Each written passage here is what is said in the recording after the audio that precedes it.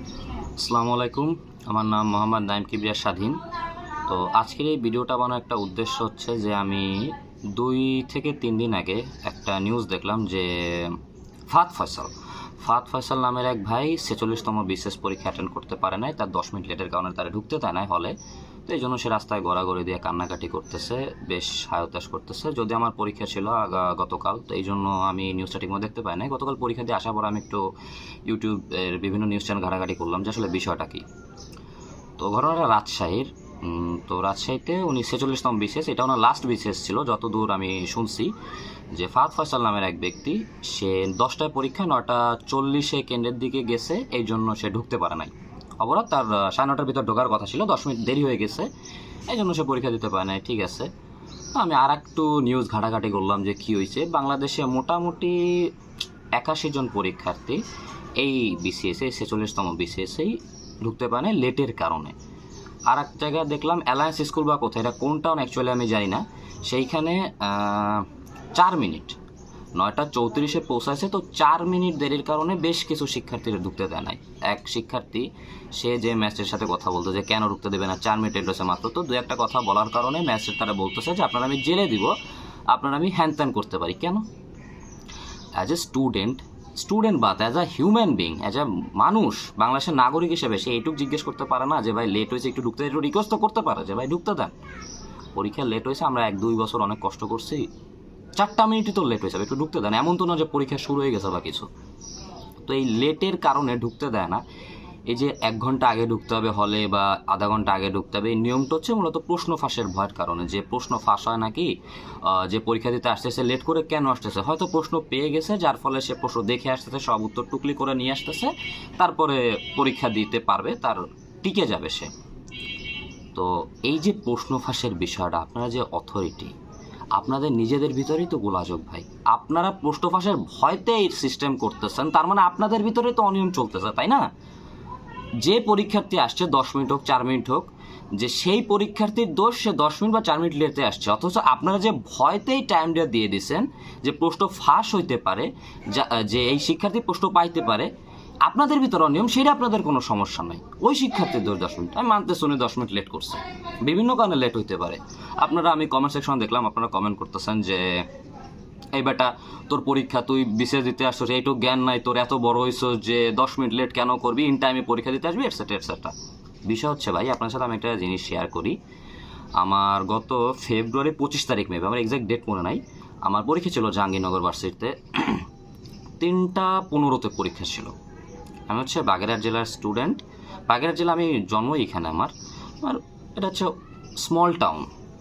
আমরা ছোটোকাল দিয়ে এখানে বড় হয়েছি, যে আমরা দেখছি বাগেরহাটটা সর্বোচ্চ জ্যাম পড়লে, সর্বোচ্চ বড় জ্যাম 2 থেকে 3 মিনিট স্থায়ী হয়। আমি ঢাকায় আগে পরে তেমন কখনো চলাফেরা করি নাই, তো আমরা দেখছি বাগেরহাটের এক জায়গা থেকে অন্য জায়গায় যেতে সর্বোচ্চ 30 মিনিট, যদি জ্যাম হয় খুব দূরে হইলে সর্বোচ্চ 30 মিনিট। তো আমি পরীক্ষা দিতে গেছিলাম, ছিলাম আমার চাচার বাসা বনশ্রীতে। ওইখান দিয়ে সাভার, যারা জানে না তাদের জন্য বলতেছি, জাহাঙ্গীরনগর ভার্সিটি হচ্ছে সাভারে অবস্থিত, বনশ্রী দিয়ে সাভারের হচ্ছে 30 কিলোমিটার মতো দূরত্ব। তো আমি দেখতেছি গুগল ম্যাপে যে 1 ঘন্টা 14 মিনিট লাগতে পারে। তো আমি ভাবতেছি যেহেতু 3:15 পরীক্ষা, 2:45 বা 2:15 থাকতে হবে, আমি 12টার দিকে রওনা দিই, 2 ঘন্টার বেশি তো লাগবে না, 12টা দিয়ে 2টা পৌঁছায় যাবো, 2 ঘন্টার বেশি তো লাগবে না, কারণ আমি জানি না ঢাকা শহর জ্যাম নিয়ে আমার তেমন কোনো আইডিয়া নেই। তো আমার চাচা বলতেছে তুই অ্যাটলিস্ট 9টা বা 10টায় বের হয়। আমি বলছি কেন? কারণ জ্যামের কারণে তোর পৌঁছাতে 4 থেকে 5 ঘন্টা লাগবে। ভাই আমি তো 4 ঘন্টা তো আমার বাগেরহাট থেকে ঢাকা যেতেও লাগে না, 3 থেকে 3.5 ঘন্টা লাগছে। পদ্মা সেতুর কারণে টাইম অনেক কনজিউম হয়েছে আমার, 3.5 ঘন্টা আমি ঢাকা থেকে, ওই বাগেরহাট থেকে ঢাকা পৌঁছায় গেছি। তো আমি যখন পরীক্ষা দিয়ে যাচ্ছি, আমি 10টার দিকে রওনা দিছি, 10টা 11টা 12টা 1টা 2টা বেজে গেছে, তখন আমি রাস্তায়। আর ইভেন আমি যেহেতু ঢাকা শহরের স্টুডেন্ট, মানে ছেলে না, তো আমি চিনি না ঢাকা শহরের রোড কোনটাকে। আমরা সিএনজিতে বসে আছি, আমার মনে এখন ভয় ঢুকে গেছে, আমি 2:15 ভিতর না পৌঁছতে পারি, আমাকে ঢুকতে দিবে কি দিবে না, পরীক্ষা দিতে পারবো কি পারবো না। তো এই ভয়, চাচা বলতেছে যে ঠিক আছে সমস্যা নেই, পরীক্ষা দিয়ে দেবে, এত ভয় পাস না। তো আল্লাহর রহমতে আমি গেছি, 2:10 বেজে গেছে হয়তো, গেছিল হয়তো, তো আমি গেছি, পরীক্ষা দিতে পারছি, আলহামদুলিল্লাহ আমার কোনো সমস্যা নাই। মনে করেন আজকে জ্যামের কারণে আমার জাহাঙ্গীরনগর ভার্সিটিতে পৌঁছাইতে 2:50 বেজে গেছে, 3টা বেজে গেছে, 3:15 পরীক্ষায় 3টা বেজে গেছে, আমরা অবশ্যই ঢুকতে দিত না। 3টা বেজে গেলে আমরা কখনোই ঢুকতে দিত না। এখন এই জায়গা দোষটা কার ভাই? আমি তো 4 ঘন্টা হাতে নিয়ে বেরোইছি, তাই না? যেটুক দূরত্ব সর্বোচ্চ 1 থেকে 1.5 ঘন্টা লাগতো, আমি 4 ঘন্টা হাতে নিয়ে বেরোইছি। এখন এই যে জ্যামজট, এই যে সমস্যাটা, এই সমস্যাটা ফেস করার কারণে আমি মনে করেন আমি পৌঁছাতে পারি নাই, আমি পরীক্ষা দিতে পারি নাই, তো এইখানে দোষ কার দেবেন আপনি? আমি বলতেছি না যে রাজশাহীতে খুব বড় জ্যাম পড়ে বা কিছু না, বাট ঢাকা টাউনে আমার সাথে যে ঘটনাটা ঘটছে, মনে করতে আমি পরীক্ষা দিতে পারি, ওইখানে হয়তো ওই ফাহাদ ফয়সাল ভাইয়ের ওইখানে আপনারা এই 9 কিবরা দেখতে পারতেন, আমি রাস্তায় গড়াগড়ি দিয়ে কাঁদতেছি, আমি পরীক্ষা দিতে পারতেছি না। কজ ভার্সিটি পরীক্ষা বলেন, মানে অ্যাডমিশন এক্সাম যেটা, তারপরে আপনি বিসিএস বলেন, বিসিএস তো আরও হার্ড। একটা ছেলে 1-2 বছর, আমরা যারা পড়ছি, আমি সেকেন্ড টাইমার, 1-2 বছর যে 15-16 ঘন্টা করে পড়া, এই যে পেশা, যারা বিসিএস দিচ্ছে কেউ 3-4 বছর ধরে প্রিপারেশন নিচ্ছে, এই যে কষ্টটা করছে পুরাই বৃথা না? হ্যাঁ, যদি এরকম হইতো যে ভাই পরীক্ষা দিতে গেছে ফাদ ভাই 10টায় পরীক্ষা 10টা বেজে গেছে, তাহলে একটা যৌক্তিকতা ছিল যে না, তো একদম টাইমে হয়ে গেছে, এখন আর সম্ভব না, তাইলেও মানতো বাংলাদেশের জনগণ, আমার মতো আমজনতা স্টুডেন্ট এত ক্ষেপ্ত না যে কেন ঢুকতে দিলেন না বা কিছু। কিন্তু 10 মিনিট এটা কারণে ভাইরে আর ওইভাবে আটকানো উচিত হয় নাই। মনে করেন এখানে ফাহাদ ভাই না, আমজনতা না, কোনো একজন মন্ত্রী বা মিনিস্টার, সে যে সরকারের ক্ষমতায় থাকুক, মোটামুটি ভাইপো বলেন, ছেলে বলেন, রিলেটিভ যাই হোক, সে গেছে 20 মিনিট লেট হয়েছে, আপনার মনে হয় তারে আটকাইতো? তারে আটকাইতো না ভাই, কারণ সে ভিআইপি পার্সন, তারে আটকাইতো। যত দোষ, যত সমস্যা, যত কিছু সব আমাদের আমজনতার ফেস করতে হবে, তাই না? সে ভিআইপি মানুষ হোক, তারে আটকাইতো না ভাই। আর এই যে সরকারি যে কর্মকর্তাগুলো, আমি তাদের দোষ দিই, সবাই একরকম হয় না। সরকারি অফিসে আপনি একটা কাজে যান, আমি পাসপোর্ট বানাতে গেছি, 1 ঘন্টা আমি লাইনে দাঁড়ায় আছি, ডকুমেন্টস নিয়ে আমি 1 ঘন্টা লাইনে দাঁড়ায় আছি।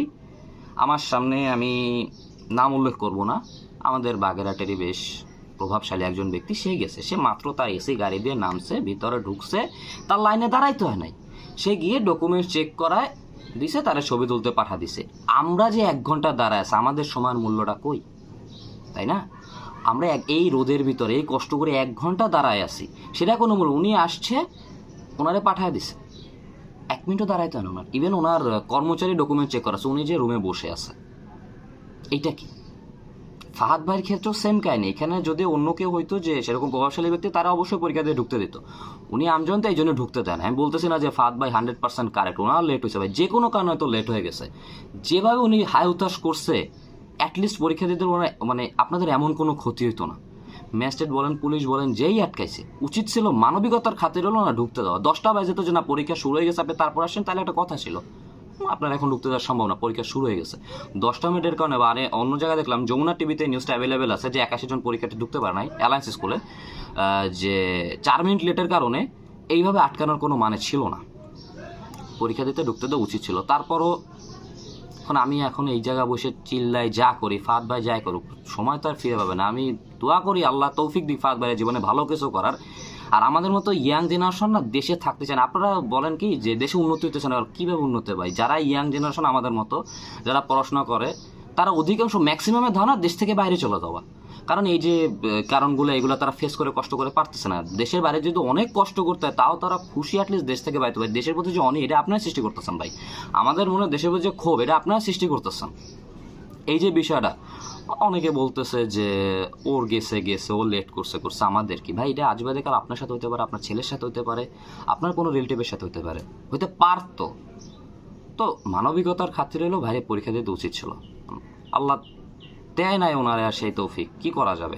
অনেকে বলতেছে যে বিসিএস পরীক্ষায় কি জীবনের সব 1-1.5 ঘন্টা, মানে 1-1.5 বছরে এমন কিছু হবে না, কষ্ট করছো ঠিক আছে, বিসিএস পরীক্ষার স্বপ্ন অন্য জায়গায় যাবা। ভাই যে স্টুডেন্টটা 3-4 বছর ধরে 15-16 ঘন্টা করে পড়তেছে, তার কাছে জিগান কি পরিমাণ কষ্ট একটা বিসিএস পরীক্ষা বা ভার্সিটি পরীক্ষার প্রস্তুতি নিতে। সেরপর এই কেন যদি পরীক্ষা দিতে না পারে, মনে চায় মরে যায়। অ্যাজ এ মুসলিম আত্মহত্যা আমাদের জন্য সম্পূর্ণ নিষিদ্ধ। আমি চাই ফাহাদ ফাসিল এরকম কিছু না করুক। যদি বা এনি চান্স করে বসে, তার দায় কে নিবে? তার পরিবার ছাড়া কেউ সাফার করবে না। আমরা সর্বোচ্চ মোনাজাত করে তার জন্য দোয়া করতে পারি, এছাড়া কিচ্ছু করার না আমাদের। এই যে ঢুকতে দেয় না বা সরকার কর্তৃপক্ষ, কারো কিচ্ছু যে আসবে না ভাই। তাই বলছে নিয়ম যদি মানেন, সব জায়গা মানেন। আপনারা যে প্রশ্ন ফাঁসের ভয়ের কারণে এই নিয়মটা করছেন, আপনাদের সিস্টেম ঠিক করেন যে প্রশ্ন ফাঁস হবে না, আপনাদের সিকিউরিটি সিস্টেম ঠিক করেন, তারপরে আমাদের আমজনতার উপর এত জোর খাটান ভাই। শুধু মানুষ এইভাবে ভোগান্তি স্বীকার করেন না। এখন অনেকে আমার এই ভিডিও নিচেও কমেন্ট করতে পারে, এই বেটা বেশি কথা বলস কে, তোর কি পরীক্ষা দিতে সমস্যা হয়েছে, তোরা তুই কি সব জায়গায় নিয়ম নীতি করস, তোদের ক্ষেত্রে আসলে নিয়ম নীতি দেখাস না। করতেই পারে, এটা আপনার ব্যক্তিগত মতামত। তো যাই হোক, আমি অনেক কথা বলছি, আমার মনে হয় না আমি কিছু রং ইনফরমেশন দিচ্ছি। যদিও কোনো রং ইনফরমেশন দিয়ে যে ভুল কথা বলে থাকি, তাহলে আশা করি ছোটো ভাই হিসেবে মাফ করে দেবেন। আর ফাদ ভাইয়ের জন্য দোয়া করেন। আমার ব্যক্তিগতভাবে ওনার জন্য খুব কষ্ট লাগছে যে ভাই এইভাবে রাস্তায় কান্নাকাটি করতেছে, খুবই খারাপ লাগছে ভাই। একজন ছেলে মানুষ এইভাবে কষ্ট পাইতেছে, আপনার একটু দোয়া করুন ওনার জন্য। বাকিরা আল্লাহর হাতে, ইনশাল্লাহ আশা করি উনি ভবিষ্যতে ভালো কিছু করবে। আর এরকম কষ্ট দিয়েন না রেস্টুরেন্টদের ভাই, ম্যাজিস্ট্রেট বলেন, পুলিশ বলেন, যেই হোক এরকম কষ্ট দিয়েন না। ঢুকতে দেন, অ্যাটলিস্ট পরীক্ষা দিতে দেন। চান্স পাইলো কি পারো না সেটা পরে বিষয়, অ্যাটলিস্ট পরীক্ষা দিতে দেন ওনারে ভাই। যাক, আল্লাহ হাফেজ। অনেক কথা বলছি, কিছু ভুল হলে মাফ করে দিয়েন।